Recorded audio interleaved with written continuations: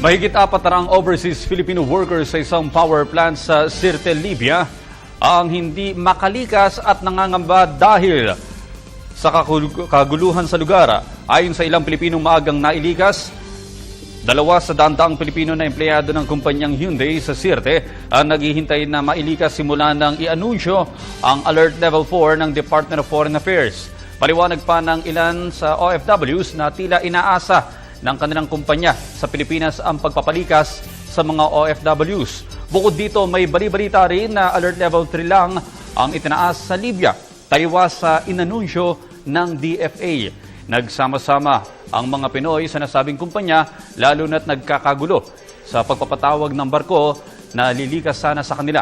Hindi na sila makakalikas ng Tunisia dahil kailangan pa nila umanong dumaan sa Tripoli na aabuti naman ng 7 oras mula sa Sirte.